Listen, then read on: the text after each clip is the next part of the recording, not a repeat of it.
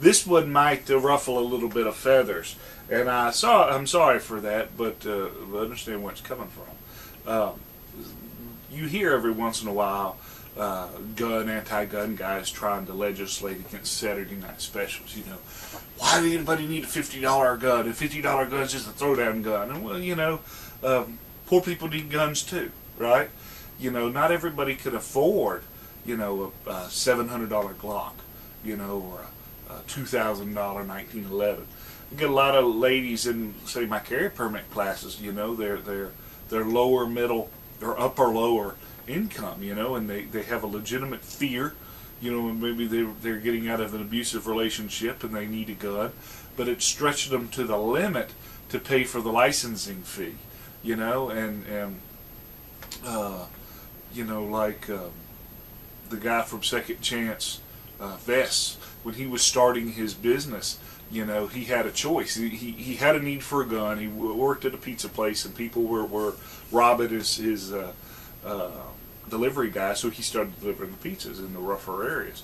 And he said he could either buy an expensive gun and a magazine full of bullets, or he could buy an inexpensive gun and a crap load of bullets. And so he went with a little .22 and practiced all the time. And he eventually did get attacked. And the people pulled a gun on him, 3-on-1. They get surprised and they've got the gun on him. And he was able to use his .22 and shoot all of them. And that's a long story. You can look that up on the internet. But, buying expensive, not everybody can afford expensive. But, and here's where I'm going to get in trouble, cheap is cheap for a reason, right?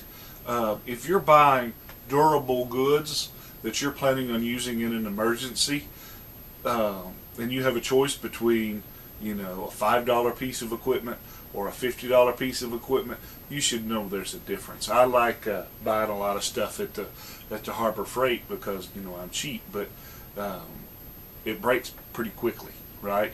And so if I'm doing some sort of project where I'm only going to need that tool once or twice, the Harbor Freight stuff is great. Or I'm using stuff where, it's an extreme environment where I'm going to tear the tool up anyway, get a cheap one.